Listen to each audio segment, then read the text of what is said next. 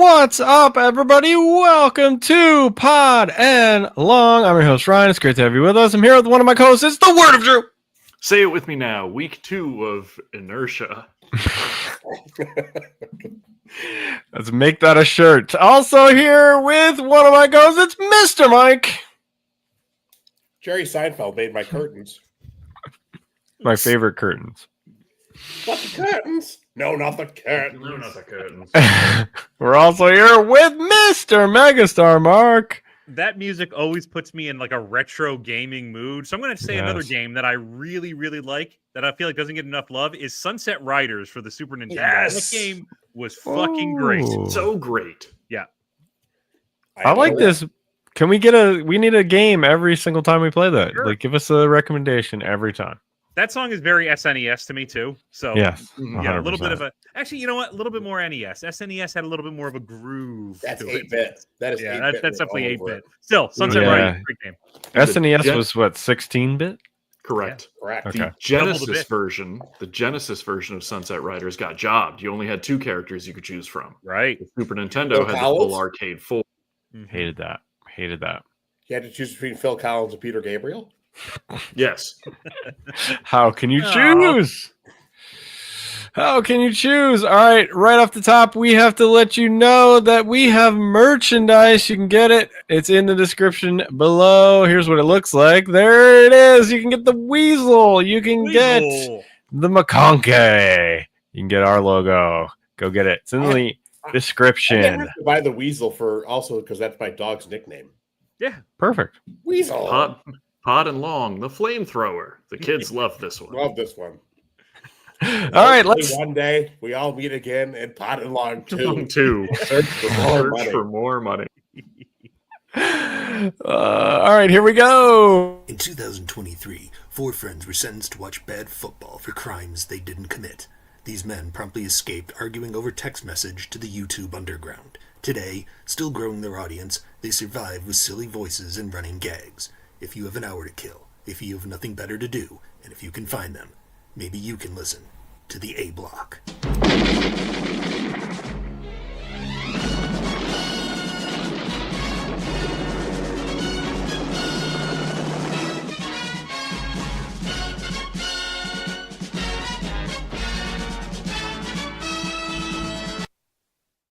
Yes, that's correct. It's the A block, and it's time to talk about the news, which is all the quarterbacks are hurt. Every single one of them are injured.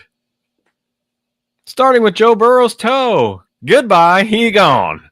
He gone. We won't see him till December 15th. No, we won't. He ain't coming No, back. we this won't. year. No. No, there's no reason to put him back in that late. What do you get out of it? You ruin your draft pick, maybe. I also saw something that said, like, out of the 25 players who have had this surgery, there's not a lot of them have had it in the NFL. It really is kind of rare to have this severe of a turf toe. Out of 25 of them, 20 of them didn't make it back that year, even though they said they'd be back within 3 or 4 months. 20 of them didn't make it back that year. The other 5 retired. So, not good. Uh-oh. So obviously Cincinnati made some really sound decisions not investing in that offensive line. Oh, my God. And What a paying trash $11 billion. Yeah. This is his second major injury, by the way. What a waste. What a waste. Hey, kids, earmuffs. What a fucking waste. If he, Hey, earmuffs! Quit swearing, guys. Thank you. If he misses 2 more games, he will have missed more time than Tua has in Tua's career. And everybody talks about how injury prone Tua is. Yeah. I think Joe Burrow's got to be thrown in there at this point. We're getting into Zion Williamson territory. Right. Oh, God. If only Zion. Ah, boy. Jaden Daniels came up injured as well. He has a knee injury. And Juggalo J.J. McCarthy himself also has an ankle injury. Can we talk about how terrible he is? He was Come so on, bad. guys. All I was could think about watching- watching that game was you, Drew, and your comments about how like Michigan didn't trust him to throw. I was watching that game at my brother's house, and we were both watching it. And we're like, this is not good football. Neither of these teams is that good, but McCarthy looks awful. Yeah. Just awful. It was bad. We'll talk more about it in the categories, but also we have one more news moment. Tom Brady is actively cheating in front of our eyes, and no one cares, including the NFL. He's broadcasting, interviewing, and then he's now in the booth with the coaches of the Vegas Raiders. Which I guess there's no rule against that per the NFL. Like, he owns the team. I guess he's allowed in the booth. You know, I mean, if Jerry had it in mind to put on a headset and start screaming things at his quarterback, I'm sure the league would allow that. So this is fundamentally the same, isn't it? I feel like he's tried. They just don't have it on. They just Well, tell that him could he's be. yelling at Dak. It's Yeah. not plugged into anything. Yeah, Yeah. right. Like Art Shells? Or an Art Shell you know, situation. Tom Moore is the Tom famous Moore. one between me, Mark, and other Greg. That all those years he was Peyton Manning's offensive coordinator, he didn't actually do anything. No, all that's pumped into his headset is like easy listening music. Yacht rock. Sail away, sail away, Yeah, sail rock. Yeah, away. right. All right. Well, that was the main news stories. Let's start with the categories. My kingdom for a toe. Joe Burrow is out. Jake Browning is in, but the Jaguars still lose. Of course. So if you had bet me any amount of money, is Jake Browning still in the NFL? My answer would have been an emphatic no. Imagine my shock when he lined up under center. Mine He's would've still been, there? "Who?" Right. He's I still don't even there. remember the first time around. He's the Chase Daniel of the NFL. Talk He about kind a of guy is. Talk about a guy who did not strike when the iron was hot. Nope, I'm going to stay for my senior year. It's been all downhill. Where do you go Well, to he's college? the starter now. Washington. Washington. He's the starter now, so it doesn't matter. He's going to get Nope. this chance. Is there a good quarterback that's coming out of Washington? Warren Moon. Penix, right? Isn't he Washington? I said good. Ryan. Transferred. Jake Lock. I was going to say, I thought Warren Moon was the only one. Well, yes, he is good for sure. This kid's gonna get the shit kicked out of him. Like this poor guy. Yeah. I mean, it's one thing too when you're able to come into a game, you tend to be a little bit more. You can kind of catch people by surprise, which I think is what he did. When people are gonna start planning for him, he is gonna get blitzed from all angles. This is not gonna be good. Oh, also Mark Brunell. And Mark we've already Brunell, seen Warren. Mark Brunell, offensive Warren Moon, line. both Washington. The offensive line is horrible. It's bad. So. I'm going to say this, and I know it'll never happen, but the NFL continually talks about expansion.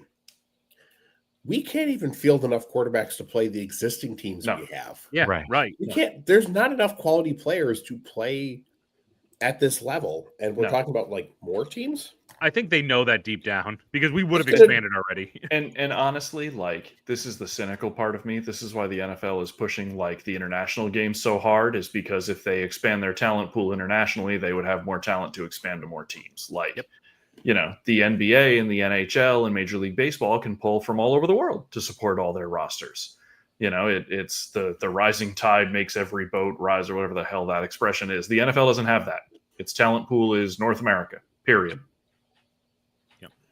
Yeah. Very specifically, a country in North America. Yeah. And There's a Australian lot of- there's more punters, they have Canadian those kids as than well. you think. But yeah, and Australian punters. Mm-hmm. They've got that locked. Let's talk about the Jags for a second. Did you see some of this stuff going on with the Jags in this game between Trevor Lawrence and Duval? Oh God, that guy! Yeah, he waves him off all the time. He wants Keeps nothing waving to him do with off? his head coach. Yeah, He keeps Yeah, waving him off like he was he's trying to like, like, get his attention, and he was just like, "Fuck you." like he's Peyton Manning. Like, Yeah. I don't need your help, Liam Cohen. I'm good enough. No, you lost the game, Trevor. Liam Cohen was saying, throw the pass to the chest, which is also funny to me. It's a funny argument from both sides. Like, After watching more, trying to hit him in the chest. What are you doing? the more I watch Trevor Lawrence, he's not 1 in a million. He's 1 in 10. Like, this Yeah. guy is not. He just doesn't seem to have it. Nope, sure doesn't. And Brian He's not Thomas Joe Flacco Jr. elite. No, he's not elite. Brian Thomas Jr. having some struggles as well. Not running passes out. Definitely making some business decisions not to be killed. He's eyeing that trade to the Chiefs pretty soon. This team reeks of 7-9. or whatever it is now, 7 and 10. Travis Hunter gets targeted 12 times. He has 22 yards. Mhm. I don't understand what's I happening think here. 7 and 9 is generous. at this Generous. Yeah. Yeah. They're not Saints bad, but they're Saints dysfunctional. point. They have like 5 and 12 written all over them. Yeah. Yeah. At least the Saints know they suck. Do they? I I think don't so. know. They got some fighting spirit. Based on how they had this huge bank of money and spent none of it, I think they know they're bad. Yeah, maybe. They're waiting. It's They need exactly to have what- the Jags need to have more like AEW matches before their games. Really get some eyeballs. on Oh, the that'd be product. great. Just go full pro wrestling at this point. With this, They had why not? a women's hardcore match in AEW where one of the girls stapled another girl's vagina, so that was Yeah. something. Yeah. Right.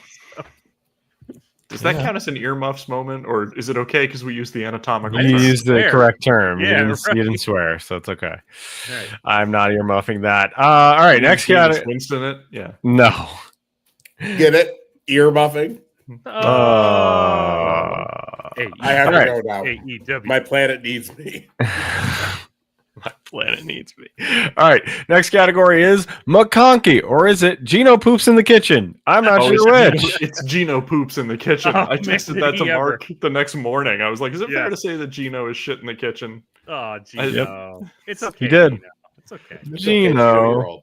Come on. Come on over to your bed and take a nap. And it's he throws he pulls that arm back and he throws that deep ball and it looks so good out of his hands, and then it is either 5 yards over or 5 yards under.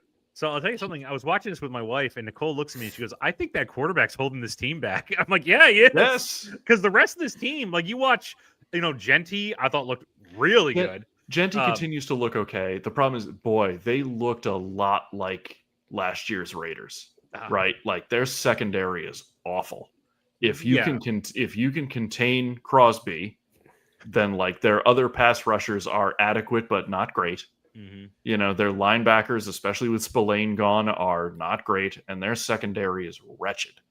So like they got carved up, and then on offense they couldn't generate anything because their line is still spotty, and out their best wide receiver is a tight end, and their second best wide receiver is the other tight end. Genty looks okay, but he's going to get 8 in the box pretty soon. Mhm. And it's going to be up to Gino to beat people. And based on the performance on Monday, he's incapable of doing that. And then like watch when they're going towards what the hell quarter? The end of the third quarter, I think it was. I can't remember now, but or going into the 2-minute warning in the first half. They came to the line with like 15 seconds left on the clock, down 3 scores, and didn't run a play. Yeah. Like, what the hell are you doing? Mhm. Like, you got to start adding up points. And Chip and Pete were content to just let it run to 2 minutes. Like, I don't know. They looked a hell of a lot like last year's Raiders. I feel like we need a bigger sample size because the first week I was very impressed. First with week them. they looked great. So I feel like we need more. We need to see more where this team is at right now. This could have just been because they did play a tough team, So Yeah, they did. They did play Mark's Chargers and McConkey, McConkey did not have a good game. He only had about Doesn't 40 it's yards. okay. Listen, Doesn't matter. he's One. busy. I assume he's busy doing something, Mike. Right? He is busy. Yeah. He's very busy. Big case this week. So Okay. this week, his model friend, his agent is a 2-bit hustler and has a shady friend, Mr. Smith, who apparently drugs the model and takes X-rated photos of her and then tries to blackmail her into a 5-year contract. The 2-bit hustler is played by Craig T. Nelson. And the Coachcast. and the model is played by Shelley Hack. Ah, Oh, I was going to say Daryl Hannah, but I'll accept Shelly Hack. yeah, well, I Shelley. love your casting. It's just. Can't beat it. Mhm. Can't beat the casting. I All know right. we're early in the season, but that Abe Vigoda is hanging, and we really. I wanna We got to see it. figure out what's going on with building. that story. We're building. We're building that Hang story. Abe Pagoda. We're building that story. All right. Well, we have one more thing to do because it is the Yeah, we Raiders.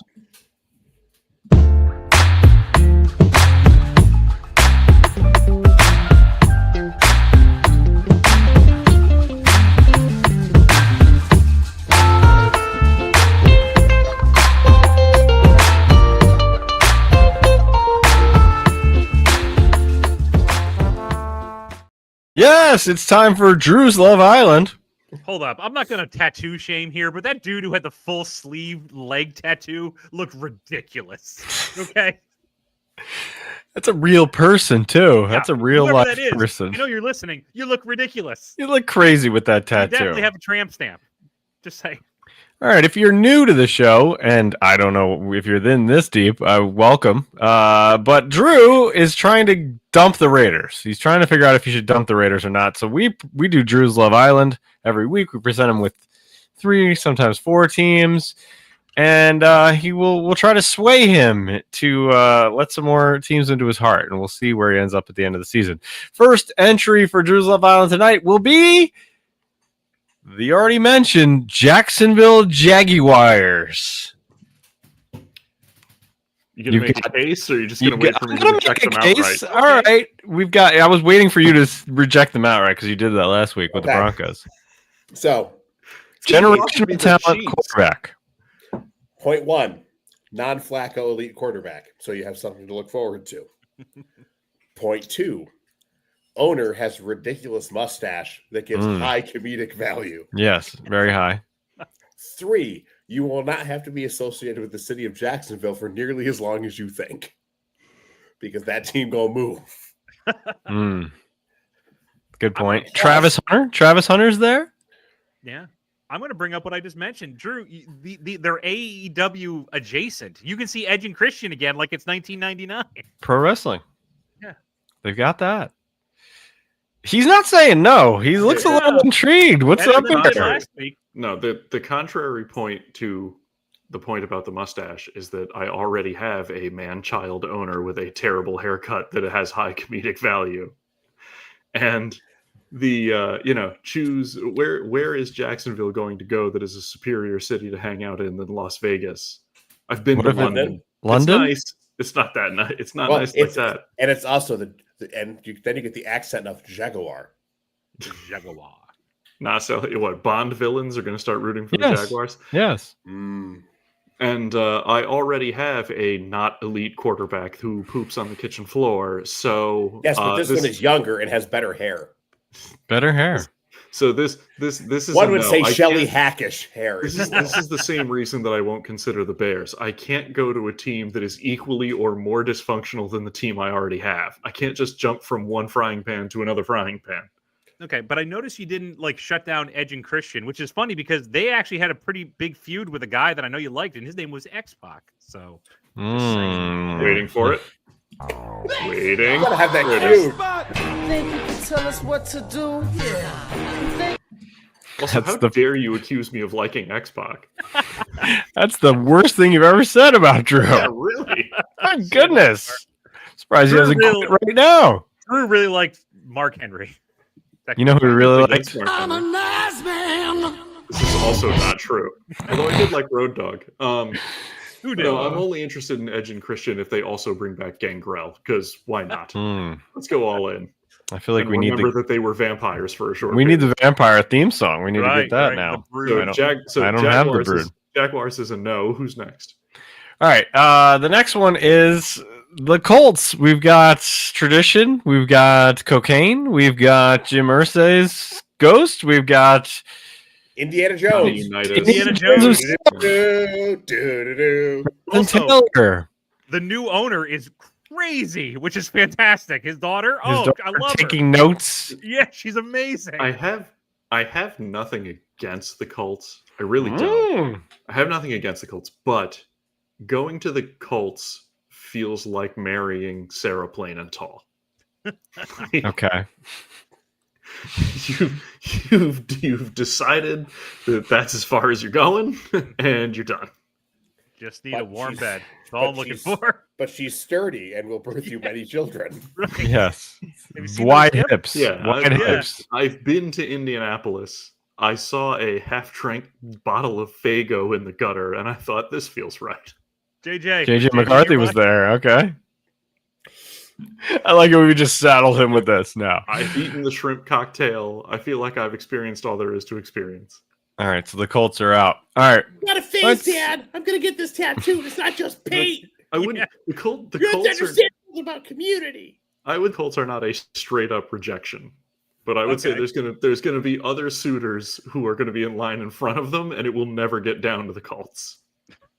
Wow. Okay, so they are a rejection then. We got to kick them out. All right. Here's one that's interesting. Last one this week is because we've already spent way too much time doing this. Is the Houston Texans? They got C.J. Stroud. They've got a nice, good coach. I can't with the Texans because of all of those years that it was like, this is the Texans' year, and it's never been their year, and I don't believe it ever will be their year. So I can't go to a situation that's a greater purgatory than the situation I'm already in.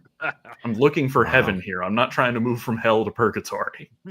Maybe, Wow. just maybe, C.J. Stroud is not in the appropriate place on the Orton line. He's not as good as Brock Purdy. Is that what you're trying to say? Possibly. He's not as good as Brock Purdy. All right, that's the end of. There you go. All right, next category is leverage. The same Colts use leverage to beat the Broncos somehow. Because a guy, I've never heard the word leverage used more in NFL talk because of this rule where you're not allowed to jump off of someone to block kicks. How Which funny was it that this happened to Sean Payton? By the is hilarious. It's so funny. Real good. So you're not allowed to use leverage for a kick, but you're allowed to use leverage for the tush push. Correct. Yes. Oh, okay. That's logical. But The only if league- your when the- guards start like 5 seconds early. That's it. Yeah, when the league legalized the pushing or pulling of other players, they basically threw their hands up and said, we're legalizing this because it's too hard to officiate. Which is dumb. That's a terrible reason to do something, but that's what they said. It's like saying, go ahead, do drugs. It's just too hard to enforce the rules. Yeah. Exactly. Oh, wait. Never mind. Thanks, Dad. Drug bridge. JJ's on the drug bridge. All right. I was impressed. that'll fix my injury is Fago. Magnets. Creamsicle. In magnets. Magnets. How do they work?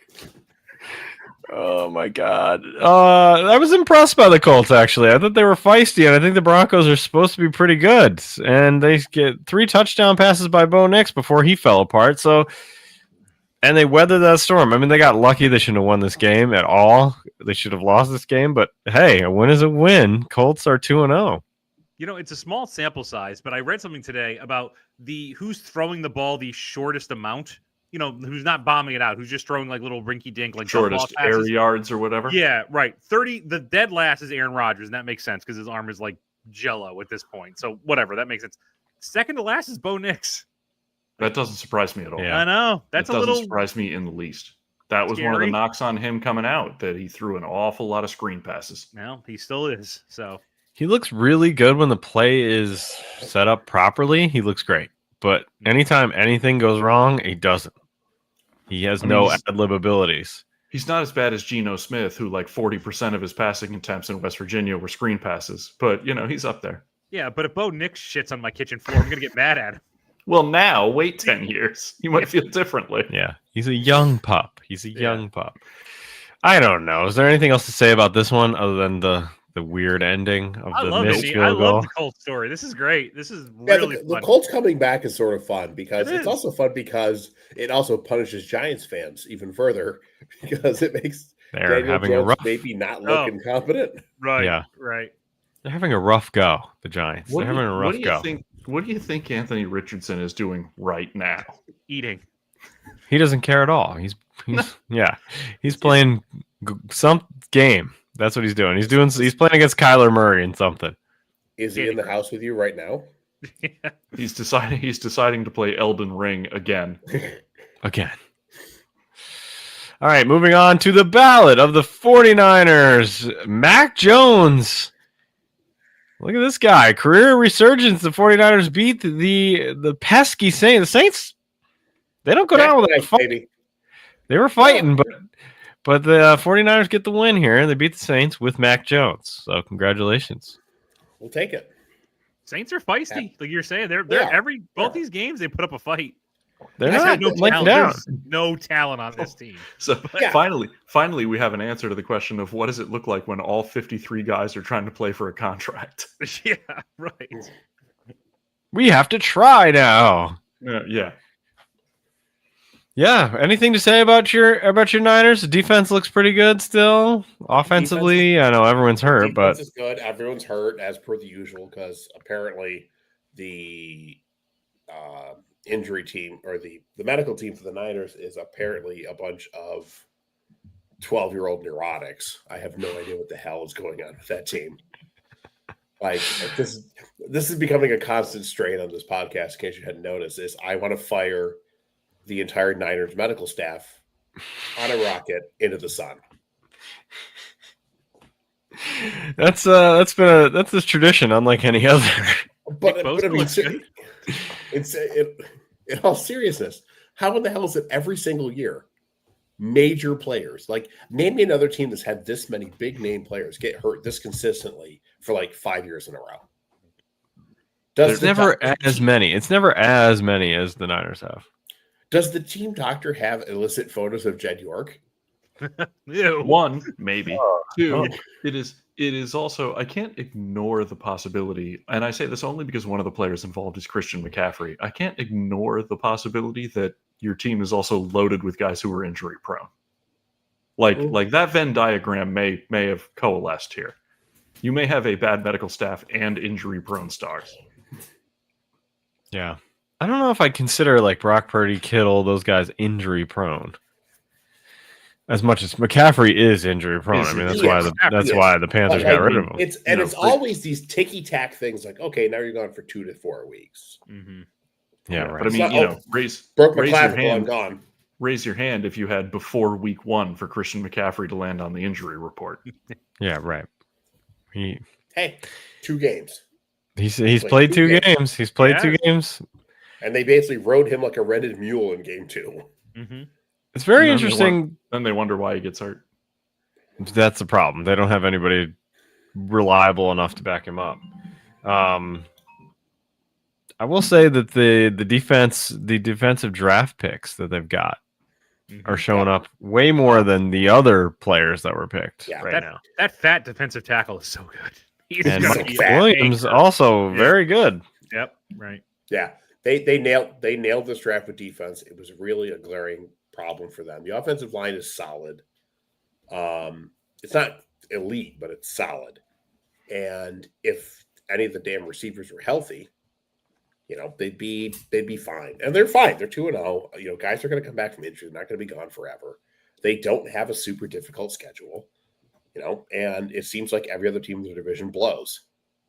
I'd like to see them against a real team. I don't know when that is actually going to happen. I don't consider the Saints to be a real team, but me neither. Whenever their first real game occurs, then I'm going to be interested. Did they play the Rams this week? I think the Rams are okay. Do they play the Rams this week? I think the Rams are decent. Yeah, I would consider that a real game. Right. This will be a true test. This will be a true test. Stop playing cupcakes and get into your conference schedule. Wait, wrong level of football. My fault. It's Arizona next week. So it's Arizona, Jacksonville, the Rams, the Bucks. The Bucks game will be big. So you got 2 weeks of easy, and then you got them. So. And then it's Falcons, Texans, Giants, Rams, Cardinals, Panthers, Browns, Titans, Colts, Bears. We'll judge them more when the Rams come up, I think, at that point. And I think the Buccaneers is... Yeah. That's also a challenge. Those are 2 road games back-to-back. They're in L.A. and they're in Tampa. We'll see what they're made of at that point. All right, next category is Mark on Mark crime. The Bills beat Mark's Jets. Mark's Bills beat Mark's Jets by a lot. All right. Let's start with the Bills. Let's start with the Bills side, Mark. Good game. Haley might divorce him now because he's hideously ugly after what the Jets did to his poor face. They hurt him. They hurt you. He's going to have to start wearing like a Phantom of the Opera mask. So. Cool. It'd be like Joel Embiid, but not as whiny. There's a higher than 0% chance he comes out in a Zubaz mask, by the way. That just seems to strike me as the next couple of weeks something he'd do. Yeah, he's all in. Yeah. Bills look good. I honestly, the Jets, I'm still in on them. I really am. Like, I'm not just, I said at the beginning of this, I feel like it's going to take them a couple of weeks to kind of start gelling. Justin Fields is a little alarming because it does seem like he goes good game, bad game, good game, bad game. Yes. And now obviously he's hurt. He's not going to play this week. So I guess that means whatever the next time we see him is going to be a good game. But that run game never got on track for the Jets. I thought the defense actually played well. They were getting in Allen's face. The Bills' O-line is usually pretty solid, and they were allowing a lot of pressure. So I think that defensive line, I think, still is the strength of this team. Yeah, I agree. I still think they're going to be okay. Am I backing up on my playoff prediction? Maybe a little bit, but I still think they might be around that like 8 wins, 9 wins. I think they're going to be significantly better than they've been the last few years. Yeah, they're going to be competitive. They're going to be a tough out, but I think it's going to be one of those years where like all the pieces are not quite in place, right? And it's not going to bounce their way. They're going to lose a lot of games by like 8 to 10 points. Like they're in games, but they can't close them, and it doesn't bounce their way. What do we think about if Tyrod? Because they play the Bucs, and the Bucs are a good team. What if Tyrod beats the Bucs? What do you do then? I mean, you got to go back to Fields, right? I think you have to go back. I still think you have to. You haven't seen it early to unless he doesn't clear, and then you have to play him again, and then that's all bought for you. But yeah, I still think the Jets are a good team. I want to see them against more AFC East opponents. There's a lot to like there. So all right. I'm not bailing on them yet. 0-2 means it's tough to make the playoffs usually, but it's still possible. Like the AFC is a mess as we'll continue to go through these games. The AFC is not looking good. And this has nothing to do with playoffs, but I saw some statistic out of like the 400 and some odd teams that have started 0-2 in the Super Bowl era, only 3 have made it to the Super Bowl, something like that. Yeah. The Super Bowl is very, very low, but playoffs is also playoffs low. is a little more forgiving. Yeah, but so you go 0-3, and then you're really it's still surprisingly low if you're 0-2, but we'll see. The AFC is a mess. All right, the category is how good are they? The Packers dominate the Commanders. How good are the Packers here? Packers might be real good. Yeah, I think they're real good. They might be real good. Yeah. Yep. Well, it's injury dependent, of course. There's always, Jordan Love. If he goes down again, I think that's a different team. But right now, they look great. Because remember that this is the same Commanders team that annihilated the Giants. And like, not that the Giants are any fair shake, but like they completely neutralized the Giants' greatest strength, which is their pass rush, and then made them look silly, and now got made to look silly. Yep. They didn't look effective at all on offense, and they were very effective all of last year. And this is a team that there are a handful of them in the NFL that have a true home field advantage, especially when it gets colder and it gets to December. I mean, those games are going to be they're going to be a real hard out. If you're actually looking at the blueprint of the roster building, it's like, okay, they have a pretty good secondary. They've got Micah Parsons. They've got a rush finally. They can run the ball with Josh Jacobs. The tight end's pretty good. Yeah. There's a lot of like cold weather. We're gonna be hard to beat stuff in there. Sorry, go ahead, Drew. No, you first, because I'm gonna tangent.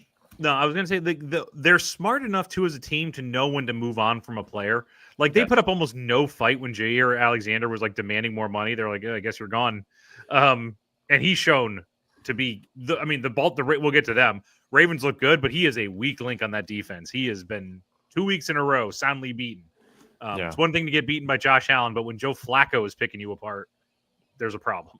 Yeah, what I was going to say is, and I don't want to speak out of turn because there's more teams than this. There's more teams that this is true for than the Packers, but the Packers are one of those teams. Like, can you remember the last time the Packers were truly awful? Because I can't. Like they've had some down years. They've had some 500 seasons, but like, when was the last time they were truly terrible? And I say all that to say this: they don't have an interfering owner, right? They don't. But they've also managed to hit. But they've also managed to hit on super competent quarterbacks 3 times in a row. Well, and not just that. They trade for Brett Favre, they draft Aaron Rodgers, and now they have Jordan Love. But not just that, but that implies they've also hit on multiple general managers in a row and personnel departments and scouting. And like, they don't have a general manager who comes down into the draft room and tells them, take this guy because I want him. Like, their football people are allowed to operate football. That is true. They always seem to find these people that are like, who the heck cared about Jaden Reed? But he's right. I mean, he's a player now. Is interesting about them is like My they opinion is tend to Josh always. Jacobs is well known. That's true, but they went out and now got him. Now he's scored a touchdown in 9 straight games, so whatever the hell it is. Right. They pick, later in the first round, but even though that draft pick is usually never like a megastar, it's always a solid. It's always a guy. B+ contributor, which is what if you can get that in the first round, that's great. That's filling a starter role every time. Perfect. Batman Carroll is their only like true holy crap bust that I remember in recent history. Wow. All right. Also, how good are they? The Bucks come from behind and beat the Texans. How good are the Bucks? Let Baker bite. To paraphrase, I think the Bucks are who we thought they were. Mm-hmm. I don't think they're better or worse than that. I think this is what we thought the Bucks were. They are fun. They are fun. There's just no something question about them. And a lot. I mean, I know what the something is. It's Baker. Baker's just a fun. Baker's guy. fun, right? And he's fun to watch. 2 minutes left. I had no doubt they were going to go down there and score. I'm just like, well, Baker's got this shit. And they've got like 6 talented wide receivers. Yeah, like right. they're fun to watch. Mm-hmm. They sure are. I'm not. I don't know how they're going to compete against the Packers or the Niners of the world, but we'll see. Yeah, I don't know. I don't know if they're at that level, but let's talk about hitting on a player at late round. The Ibuka pick really paying off. He was good again. Yeah, he had a touchdown, right? Yep. Yeah, great player. Yep. Take Also, that, you Ryan's think- fantasy team. Oh, my team is a mess. 0-2. Do you think the Texans are in real trouble here? Because they did not look good. They needed that punt return for a touchdown to really, or for that long. It wasn't a touchdown. They needed that punt return to really get back in the game and take the lead. They can't really move the ball that well on the offense. They kind of strike me as like another Jaguars in the same division. They're just kind of not a lot of like motivation, not a lot of like energy or character to that team. So also CJ Stroud, I'm beginning to worry about him. Hasn't looked great. No, he hasn't. He's I don't know about. I mean, maybe it's fair to say he's regressed from his rookie season. I mean, I'd still put him above Brock Purdy, but that's not goes without saying. So, I mean. Oh my God, you're gonna make Mike explode. He's more than a game manager. Wow. My quarterback shits on the kitchen floor. You don't have anything to say to me. I'm aware of my problem.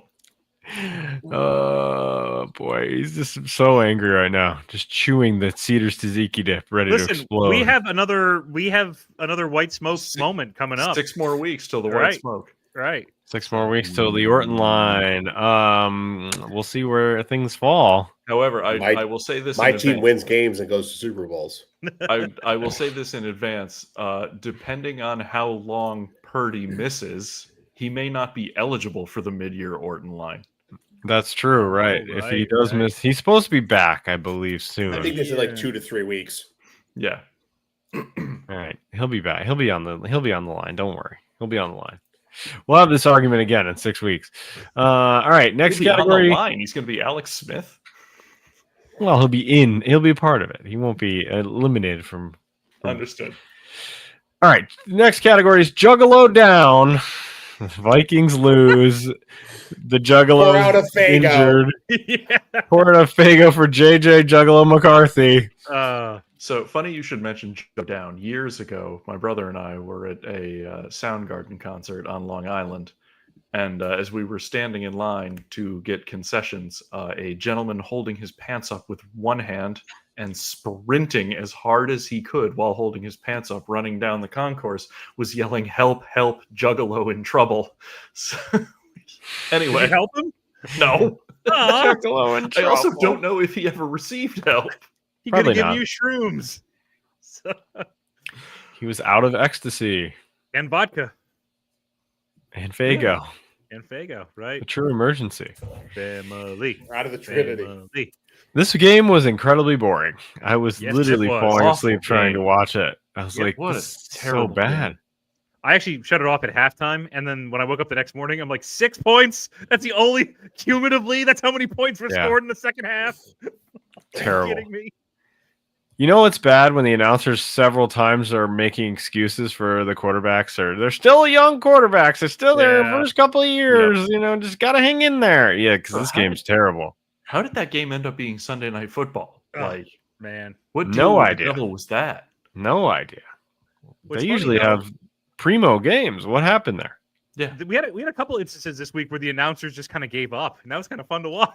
It was just like I think I texted you guys during the Bills Jets game. I still had that game. I think at the beginning of the fourth quarter they moved it away nationally to other whatever the other game was going on. But I just being in the area, I still got it. And literally, Jim Nantz is showing Tony Romo stuff on his phone while they're on the air. Like they're talking, and he's like, you can just hear his phone going in the background. He's like, "Oh, that's really funny. Thanks for showing me." It's like So boring. Yeah. All right. Well, I don't know what JJ was bad. We want to make a point and talk about how bad he was. Terrible. Did you see that he doesn't throw to the right? Did you Yes. see that they brought that up? That's so weird. Yes. He's like Russell Wilson already. And I remind you, he's right-handed. Yeah. I'm not an ambi thrower. Yeah. Merman. He can read minds? Oh my God. How do you He's a expect the down-ass fans to juggler? fit inside the building? It was an ugly week for quarterback play. Whoop whoop magnets. Let's move on. Poochie is back putting the poo in Poochie. The Seahawks defeat the Poochies. I'm just calling them the Poochies. The Steelers. Fighting Poochies.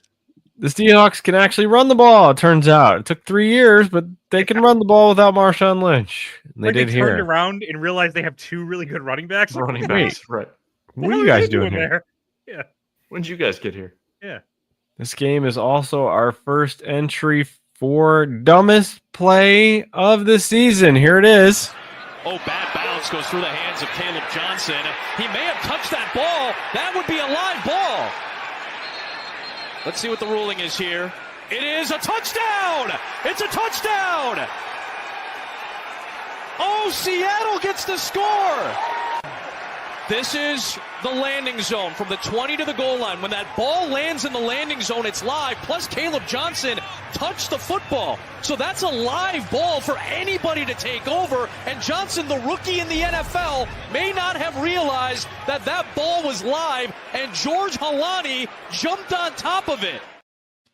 That's right. When Jabril Peppers tells you you don't know the rules, that's a problem. Caleb Johnson just lets the ball go by in the kickoff, and they recovered it for a touchdown. Wow. We won't see Caleb Johnson again for the rest of the year, I don't think. Very USFL moment. USFL blooper video right there. That was pretty bad. That's going on the blooper, yeah. So last year we compiled the dumbest plays. We had 5. I think I'm going to do entry. If there's one, I'll put it in. This is our first one. You got to field the kickoff, guys. Nothing's ever going to beat that Raiders Patriots clip. Still one of my favorite clips of all time. I don't know. What about Ezekiel Elliott? That one. That one's the top one. Ezekiel Elliott as the center. That's if pretty Billy good. Greg is ever depressed at a con, I just show him that video, and it just brightens up his day. Yes. So the Seahawks won. That helped certainly. Poochie wasn't very good, and the Steelers lose this one. More sample size. I got to see more of the Steelers. Like I can't. Yeah. Sometimes you don't know you which say team that they are yet. Yeah, right. I just can't really call a judgment on them. Same with the Seahawks. Like I mean, they strike me as a kind of just a very average team, but we'll see if they can build on this. I don't think they can in that division, but we'll see. But more sample size needed on both. I think the one thing we're sure of, though, with the Steelers is that their defense stinks this year. Yeah, what's their going on with defense is bad. It's 2 games, incredibly bad, both games. What's interesting is that I think they play the Patriots this week, and the Patriots have shown signs of like offensive flashes. So yeah, it'll be interesting to see what happens. All right, next category. Both teams are dumpster fire, but at least that hot mess can keep you warm. Those lucky devils and comas don't have to watch this shit show anymore. We fired the corpse of Frank Reich so he can be in bed by 8. We prove the opposite of love is apathy, it's not hate. Carolina, oh Carolina, our quarterback still can't reach the cookie jar. That's right. Carolina loses to the Cardinals, and it was ugly in the beginning. It was very, very ugly, incredibly ugly. I think there was a fumble touchdown in the very first play of the game by Bryce Young. It was ugly. 2 offensive linemen for the Panthers are out for significant time, so that's not good either. Somewhere in the fourth quarter of garbage time, the Cardinals went into a vanilla defense and just started giving up yardage, and it's all fake. It's all fake that the Panthers were able to make their way back into this game You had a somehow. chance to win it at the end. They had a chance to win the game because the Cardinals, when they went into prevent defense, their cornerbacks all got hurt. Their entire secondary decided to get injured, so they had nobody back there left, and you knew, like, there were several critical moments where I was like, okay, if we get a 2-point conversion here, that'll make this really, that'll put the pressure on them. No, we call a draw to Rico Dowdle. Okay, that's not going to work. And then when it was fourth and whatever it was to try to extend the game, you knew there was no chance, absolutely no chance. The only productive, the running wasn't productive. The rush defense was bad again. It's just the fact that they went into prevent defense and got hurt at the end, that it was anything close at all. And it's the Cardinals, so of course they're going to poop the bed. But Carolina loses another one, and at least Bryce Young was a little bit better, I guess. He was awful to start the game, though. So, and losing 2 offensive linemen means nothing good is happening soon. No, they're not going to be able to turn this around without their 2 best offensive linemen, or 2 of their better offensive linemen out. Center and guard. So not looking good. Cardinals, I don't know. They've got some things that are decent, but it's surprising that they let this weak of a team get back in the game and almost win. Is it though? Like, that's pretty much the Cardinals. It's kind of the Cardinals' way. It's kind of their way. That's shocking. Yeah. Nothing shocking. Xavier Legette needs help. He's not good. I mean, we've got to see. He's still young. This is his second year, but still, like, he's got to show something because he's getting dangerously close to.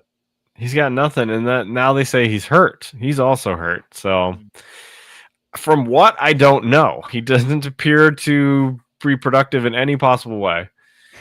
All right, I'm moving on because I'm angry about it. So let's go to the category that is jet skis on fire in the middle of Lay Bar. Because the Cowboys and the Giants actually played the most entertaining NFL game by a lot this week. Awesome. Bit of a shootout, but the Giants, oh boy, the Giants can't pull it off. They give up a 64-yard field goal to tie and then another field goal in overtime to lose. They had some moments, though. Cam Scattaboo showed a little bit. Sure. Russell can throw the deep ball to Malik Neighbors. Oh, Malik Neighbors is so good. That guy's good. So good. Dallas's defense is not good. Nope. It really isn't. The offense, though, like, I was surprised they were thrown to Ferguson, the tight end again, and he had like 8 catches. He's looking really good. Run game worked, passing game worked. Dak looked like the O-line gave him some time to throw. So the offense is kind of like what we saw in the first game. I'm kind of more optimistic on the Cowboys, at least the offensive side of it, than I definitely was at the beginning of the year. But man, the Giants, they're not good, yo. You had it twice in overtime. Twice. Right. You're not good, yo. Not good, yo. What about Jackson Dart coming in for some? We're going to bring him in for every other play or whatever. What was that, Dayball? What are you doing? Too smart. He's getting a little too. He's alternating between shots and beer at Le Bar. You don't do that. Yeah. That's the equivalent of Jaeger bombs, the quarterback. The Jaeger bomb quarterback. Jaeger bomb. You dropped this one in this one, and it's a Jaeger bomb. Not now, Chief. I'm in the zone.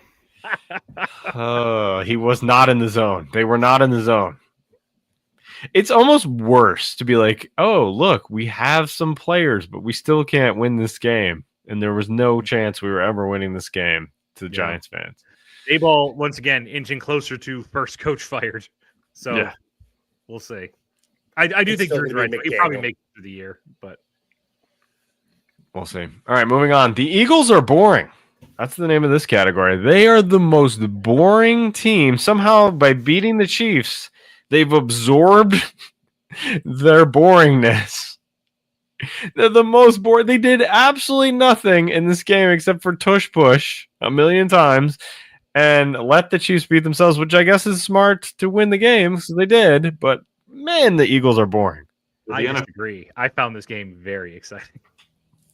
Well, it was great to see the Chiefs go to 0-2, I guess. If you're a Chiefs hater, you love that. But I mean, physical football on the field, nothing that happened was exciting. It was incredibly boring. Until the fumble, I guess. Until the Travis Kelce fumbling in the end zone. That was hysterical. That was What unusual. a silly thing. What a silly thing. That guy can't get out of his own way this year. And he injures Worthy in week 1. Now he fumbles in week 2. What's he going to do for week 3? Against the Giants, no less. I mean, they should bounce back and beat the Giants. Oh, they don't you beat the would imagine. Giants. Just saying, they have a roster spot open for football terrorist. If they need Kadarius Toney. There's Travis Kelce, football terrorist. Technically, that would be the Kadarius Toney bowl, right? Because he was a Giant as well, That's right? true. Yeah, You're I right. believe that's correct. Yeah, Yep. He right. caused them pain as well. I don't know what else to say. The Chiefs have not been 0-2 since 2014. Yep. Patrick Mahomes has never been 0-2 since he was in freaking middle school or something. They said. I don't know who keeps records there. They're always. I'm not counting them out Yeah, yet. absolutely not. They're not. They played Although the Eagles. I mean, and the Chargers are good. I did read that the Chargers actually are favored at this point to win the They AFC are. West, which is They are. Makes sense. wow. All the Chiefs are 0-2, and one of those losses is to the Chargers. Yeah, Right. no, I mean, makes sense. Makes sense. Okay. They'll be fine though. They'll be in it at the end. It's the wheels are yeah. going to come off eventually. They're going to have a season where it kind of poops the bed. Yeah. We're sort of in the middle of that now. Did you see the players though wearing like the free rice? I don't shirt? understand that. Free him from what? He did the Right. crime. He was the one who did it. He was a felon. He's a felon. Like I didn't understand that at all. He admitted to doing it. Right. He pleaded guilty. Right. It's not like he was wrongfully accused. You're lucky. Free he him wasn't from suspended what? The whole year. Right. Free him from what? That's so weird. He got off light. He did. To be honest, he got off light. All right, next category.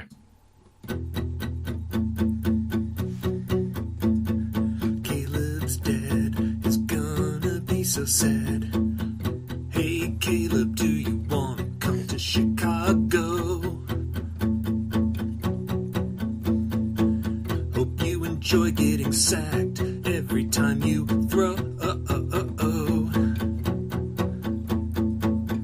Here's some life advice you're gonna need to know. Don't drink from the Green River or eat the yellow snow. Good thing you got used to losing there at USC. Chicago loves losers. Just look at the Cubbies. Caleb's dad is gonna be real sad. Never has a song been so relevant still. What are we at? Is this the third year of this song? I don't even know. Caleb's dad is going to be so sad. Caleb and Ben Johnson go into Detroit and get smoked. Smoked 52 to whatever. I don't even know. I guess the Lions are fine. Take that, advisor. Or are the Bears awful? Like, why can't Yeah. both be true? It might Honestly. be both. And the Lions ran it up, and they definitely did it on purpose. It's not like the Ravens running it up, and the Browns did it on purpose. Yeah. They were really trying to stick it to But Ben Johnson. But why? Why? Because he can't- left for a head coaching job? I know. He also talked shit. He talked shit in his interview about how he was going to take it to Dan Campbell, and I think Dan Campbell had heard enough of we made fun of him too. I was not aware. I think Ben Johnson talked a little bit of shit. I think it was friendly shit talking, but Well, you fucked up. Dan Campbell doesn't like when you talk shit. He does not like it. The post game handshake was a little awkward too. Not actually between the Campbell and Johnson, but between Johnson and Goff. kind of Johnson kind of blew him off. He's like, yeah, get over. Just so Interesting. a little weird. Something there. There's something there. Be fun for the second time around. Caleb sucks. Yeah, He was he's bad. he's not good. He has sometimes he does things and you're like, where is this? Why is this not all the time? That I think it was in the end of the second or beginning of the third or something. That interception he throws, I'm like, you're not playing against, like you're not playing against Fresno State here. Like, you can't just throw it up like that. Like, you're gonna get it picked off in the NFL. He threw into quadruple coverage and it was completed at one point across his body, and I'm like, okay, that was a nice completion, but why are you doing that? Yeah, but like 9 out of 10 times that gets picked off. Yeah, right. Only because it's another USC quarterback, but he's got some of the same problem as Mark Sanchez, whose problem was that he never learned to throw it away. Right. Also, like the Bears defense, I mean, it's bad. It's bad. But if you look at it on paper, it shouldn't be. Like, I recognize a lot of these names, and I feel like a lot of these guys are decent players. I don't get it. It's bad. And the best player got injured, and I don't know how long he's going to be out for, but Johnson's out for a little while. It's not good. It's not good in Chicago, but the Lions look like they're back, so we'll see if that's real. All right, this category is other. And I think this is going to maintain for at least September because, boy, there's some bad football going on in the NFL. Boy, is it bad. And some of these games are rough. The Rams beat the Titans. The Rams look decent. Titans are a little rough. Next. Cam Ward and Alec Iomanner. Yep. Had a little connection. That was the only thing I could say. There's a little bright spot. Next. That Cam Ward threw. Hold on. I want to give him some credit. That touchdown Cam Ward threw was really nice. There were some bright spots there. I think there's something to be excited about. Not now, but eventually. Fair enough. Dolphins show signs of life, but they lose to the Patriots. The only exciting thing in here was the kickoff and then the punt. Or was it 2 kickoffs? I forget. 2 returns. Punt and then a kickoff. Yeah. 2 returns in a row was fun. That was fun. But other than that, boring as hell. But the Dolphins played better. They did. They were feisty. And then the Ravens, the last one is the Ravens killed the Browns. This is a silly game. No surprise. Mm-hmm. I like how the Browns lose on 2 deflected interceptions, and then they score on a deflected pass this time. Mm-hmm. But they still lose. Honestly, though, the Browns up through like the middle of the third quarter were still kind of hanging in there, and then they just got their barn doors blasted off. You can only hang out with the Ravens for so long before they decide to kill you. That's true. The interception where Joe Flacco's trying to chase down the guy, go watch that. Yeah. It's very, very funny. How long do you think Joe's got? Not on the earth. Surprised he's still there. I'm surprised he's still. Yeah, he will live still. I don't know. I don't think it's much longer. I think we're at like the last year. It's got to be. No, I'm saying for the season. How many games does he get before they go to Dylan Gabriel or? Oh. Week 9 or something like that. They gotta do it. He didn't. Did you see that? Shador did not want to go to the Ravens. Yes, that was very funny. He knows not going to play there. Mm-hmm. I guess, but then you're going to be in a decent organization, maybe learn and try to get better. No, that's not what it's about. He's already as good as he needs to be, according to him. Yeah, it's not, and his dad. And it's not the case. That's not the case. All right. That is all of this. That's all the categories. So it's time for segments. It's time for the Stripe Spiral.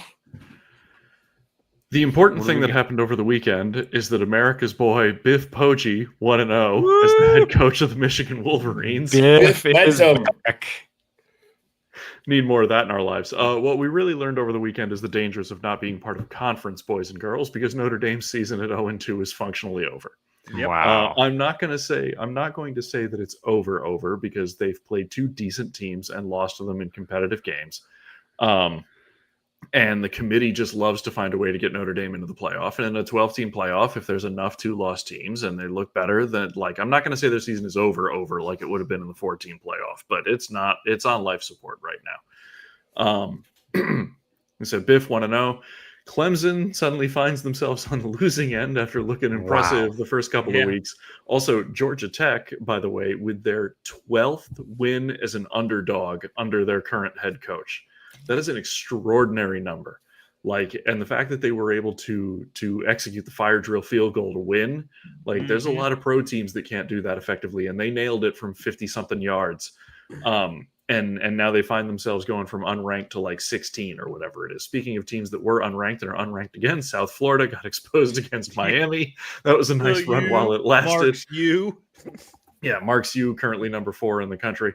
I think we're really, obligatory mention of Arch Manning threw an absolutely atrocious interception across his body to UTEP, but got control of it, used his legs to control the game, ended up winning. But that throw into the end zone that got picked off easy, that's a throw that a sophomore makes. Yeah, and that's what we're looking at right now.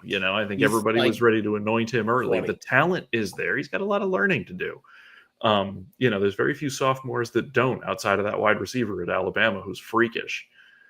Pardon me. And by the way, not your father's Vanderbilt Commodores. Yeah. As they absolutely trounce South Carolina to go to 3-0. Wow.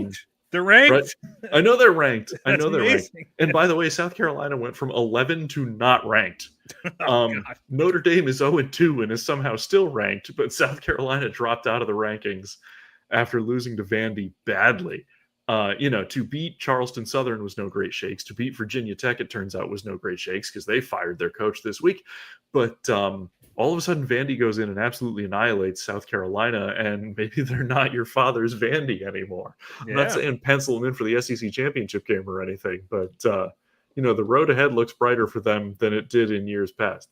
That's most of what we learned. University of Buffalo, closer to home, squeaked out a winner against Kent State, and thank God they did, because nobody wants to lose to Kent State. Oh boy, not twice in a row.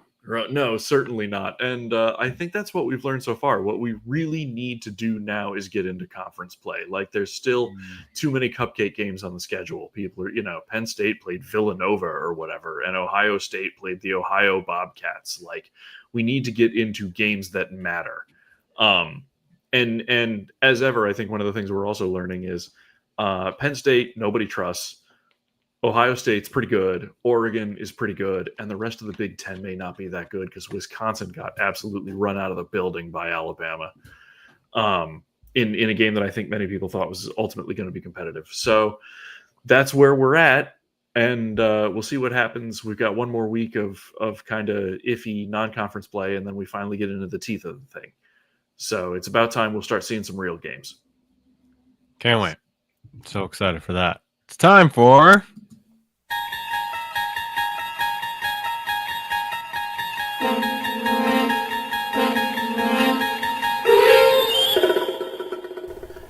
You're traveling through another dimension. A dimension not of intelligence and morality, but of stupidity and hubris. A journey into a hellscape whose boundaries are the limits of human depravity.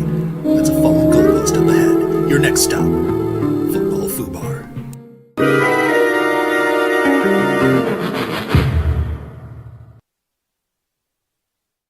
Yes, it is. Mark, we give you the floor. Well, so as Ryan showed earlier, that one Steelers-Seahawks play, that was one of the dumbest and most frustrating plays to watch, is because obviously the player had no idea about the rules. Still, though, while that play was incredibly stupid, it didn't end up really losing the Steelers the game. They would have lost anyway. The Seahawks put up 31 points. It didn't cost them anything. But let's talk about a player who did fuck up frequently and cost his team several games. And Drew, you summoned him because Kadarius Toney is this week's Football Fubar. I thought it was going to be Ming. Yeah, it's Ming. So Kadarius Toney was selected by the New York Giants with the 20th overall selection in the 2021 NFL Draft. He was selected above Nico Collins and Amon St. Brown, by the way. His selection was something of a surprise, as Toney was projected to go in the third round by several pundits, including Mel Kiper, many of them citing that he only had 1 year of productivity with the Florida Gators and was frequently injured. Toney's physicality, though, won out, and the Giants took him. He started his Giants career injured in training camp, which would be a recurring problem with him in New York. That may have been his saving grace, though, because as long as he was injured, he wasn't fucking up on the field. After 24 games, what he should have played, he ended up only playing 10 of them because of injuries. The Giants traded him in 2022 to the Kansas City Chiefs for a third rounder. And it immediately paid dividends for them, though, because Coney caught the game-winning touchdown against the Eagles in Super Bowl 57. So at that point, it looked like Tony's was destined for a breakout season in 2023. But we were about to see the biggest problem for Kadarius Toney was Kadarius Toney. So he went through a torn meniscus surgery in training camp, again injured. Managed to come back in time for week 1. Had 4 drops in week 1, including 2 back-to-back ones in the end zone, which cost the Chiefs the game. He apologized for those drops after the game and took complete ownership for that loss. The following fuck-up, not so much. In week 14, the Kansas City Chiefs played the Buffalo Bills, and with the Chiefs down by 3 with less than 2 minutes left, Toney lined up offsides and negated a would-be go-ahead touchdown from Travis Kelce. He didn't line up offsides, though. He was practically up in the stands. He lined up in the next county. What's worse is the refs had warned him previously in that game, hey, man, you're way, way in the line. And they didn't warn him on this play. And then he got pissed at the refs afterwards, if you remember, saying, well, they should have warned me. That's not their fucking job, is to warn you if you're offside, you idiot. So after the game, it went all downhill fast. The following week against the Patriots, Toney bobbled the pass so horribly, it looks like he just handed it to the cornerback, to the Patriots. It didn't cost them the game. The Chiefs still won, but it was real annoying. Later in that game, though, Toney would hurt his ankle, and then he was out for the remainder of the season, which was about 4 games. He was out for the wild card. He was out for the division. Actually, they wouldn't play the wild card. So he was out for the division. And during the division round, he went live on Instagram and said he should be playing, that he wasn't injured, and the Chiefs were lying on the injury report to keep him off because they wanted another player to take his spot, which that's a fuck up in its own right. But at the same time, if you insinuate to the NFL that a team is cheating, that's a huge problem for that team. Mm-hmm. So the NFL did nothing because it was the Chiefs. But they quickly got on Andy Reid's shit list. Toney did anyway. He went through the training camp, got hurt. The Chiefs got tired of his bullshit and they cut him. So he went to the Browns, and he stayed on their practice squad for like 8 games last year. Finally made it to the main roster, muffed a punt that allowed the Steelers to pick it up, go and run it in for the go-ahead touchdown. And what was best about that is not only did he muff that punt that allowed the Steelers to win, he taunted the Steeler who picked up the punt and scored the touchdown, which is the real power move to basically, taunt a guy who just made, after your massive fuck up. He's taking the power back. It is. The Browns cut Toney the day after, and just think about that for a second. The Browns had enough of Toney's shit.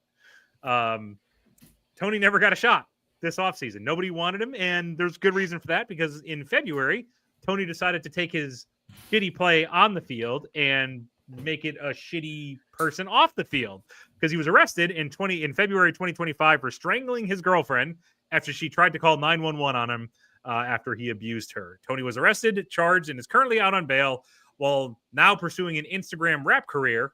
His rap name is Da Joker, which I thought was good too. So can't wait to see what this football terrorist does to the rap world. So welcome to football, Fubar Toney. That name, the Joker. Da Joker. Pretty good. Yes. Pretty good.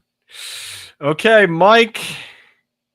Very quickly, because I might have a kid waking up. Give us a dip of the week. Do you have a dip of the week? Is Kyler Murray for posing on Instagram wearing a Michael Vick jersey with his Bulldogs. Oh, boy. I think that pretty much goes without saying. That's pretty good. Are we wrapping up? Yeah, we're towards the end. Sad boy bow time. Okay. Go. Sad boy bow time. 4 people belong on the sad boy boat. Dayball again. Dayball. Mike McDaniel again? Maybe. Yeah. I have a dark horse candidate. Okay. That's 2. Is that 2? Do anybody else have any strong feelings? Notre Dame athletic director Jack Swarbrick. Okay, that's fair. Mine is James Hudson, New York Giants lineman. Oh God! Follow this guy? Yeah. He sent the clip of him.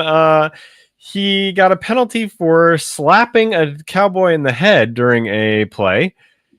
That was not the only penalty of him for that drive. He had 4 different 15-yard penalties on the drive, including one that negated a 50-yard catch to the 1-yard line by Wan'Dale Robinson, which saw him get sat down for the rest of the game. And then he got into a fight with Dayball on the sidelines. Yeah. So James Hudson, welcome to the sad boy boat. Well, I don't know if we'll see him again. That slap was so funny. It's just insane. It's pretty good video. Insane. Is that 4? Do we have 4? That's 4. Yeah. All right. Game balls, other side of the coin, the good stuff. Give a game ball. We'll give 3 because Mike's not here. So give us a game ball, Drew. Game ball Biff Poggi. Want to know? Yes. Back in our lives. Did he wear sleeves? I didn't see that game. You know, I didn't see the game. I don't know. Oh man, I gotta go look hope for not. that. I hope not. All right, Mark, you have a game ball? It's going to Indiana Jones, resurrecting his dead career. Danny Jones. Dimes. That's right. Temple of Resurrection. He's back. Mine goes to Jaden Reed, wide receiver of the Green Bay Packers. It's not because of anything he did in the game. In fact, he was injured in the game. He broke his collarbone. But did you see what happened after the game? He had surgery. He woke up from surgery. He decided this is the perfect opportunity for me to go on Instagram Live right now after I've just woken up. And then he spent the entire Instagram Live talking about how the Packers are winning the Super Bowl. I guarantee it. Remember that? We've talked about it before. Remember that time that Stephon Marbury had that 24-hour podcast, and by the end of it, he was eating Vaseline? Like, that's in the same vein. Yeah, it could be. It could be. Oh, we also got to give a game ball to Stephon Diggs for his first child with Cardi B. Sure. I'm not sure. Is it good or bad? I don't know. You brought that up earlier. That's a good moment for him. Sure, but didn't they have problems or did they not? I'm not really sure. Who can 3 say? months ago, he was on a boat doing cocaine. I mean, he was there, right? Right. She was there. I did look it up. She was on the boat with him. She was there, so it's okay. Right. She's fine. I don't know. It's totally fine. Just don't do cocaine with the baby, please. But you know. I think a month and a half ago, I looked at the stories because I'm like, something happened between these two, right? And I was scrolling back and I saw something as late or as recently as July 25th that said she might be breaking up with him. Now they got a tether. I guess not anymore. We talked about Wild Hogs right again. I am bad. You guys are better. Where are you at, Megastar Mark? Are you 500? I lost to Chris, our song master extraordinaire. Yeah, master of ceremony. Yeah, man, he killed me this week. Yeah, we'll see. I got to play. I'm trying to remember who I'm playing this week. I forgot. I haven't even looked yet. I think it might be. I should know, and I haven't looked. Yeah. Let me look. I'm pulling it up. Nicole's playing Killer Greg. Nicole had a hell of a game. Holy shit. She made a big comeback for her. Yeah, right. Drew, you're playing Fly Eagles Fly. Jeff, my mortal enemy. Jeff, my mortal enemy. Oven Strength is playing Nicole. Yep. So that's Greg. And Mark, you're playing Forget It Jake. That's Greg A, right? My mortal enemy. A lot of mortal, and I'm playing the Wuhan Bats. Spuds. Spuds. I'm playing Spuds. For duty. I don't know Spuds. Okay. That's what it is. Plug time, bloody good music. What do we got? Chris with a couple of interesting new reviews up, but the more important thing is happy birthday to Chris on Monday. Yes, happy birthday. A couple days belated, but happy birthday. That's why I lost. I threw the game, so I would make him feel, that's my present to him. Yes. Is that what it was? Yeah. Okay. All right. TJF Pod, we're in the works here. We're going to record next Wednesday, 1 week from today. So you'll see it probably right after that, which is episodes or shows we haven't done. Mm-hmm. So the Hewleys will be in there. And then I will make everyone upset when I put 2 Olsen twins in a show, not just one. Sorry for you. I watched a little bit of the 10 of Us. That is horrible. Yeah, it doesn't look good. Yeah, other than the fact that I see like Heather Langenkamp in it, which I will be making a lot of Nightmare on Elm Street references when we get through that one. But It's amazing how many like horror actors are in TGIF. There's so many. You're always pointing them out. I wish you had going places on this podcast that you could just drop in that video. You just want the intro video for going places? Yes, I saved that. We did the you can go back and find the theme song episode, which is a ton of fun. Yes, it got kind of messed up because we did that one live, and YouTube doesn't like that sort of thing. But the Going Places theme song was the big hit. So yeah, I saved that in our cache of videos to play whenever we feel like it. So I'm sure we're gonna play that it's like the X-Pac of that show. It's like the X-Pac of that show. Okay, you can get our merch. Remember, go into the description, find the McConkey, the Weasel, all that, and we'll be back in week 3. There's no student of the week because Mike's not here. We will not get a Gum Guy update, which makes me sad. But next week, wait for next week. All right, we're done. Peace out. We'll see you in week 3.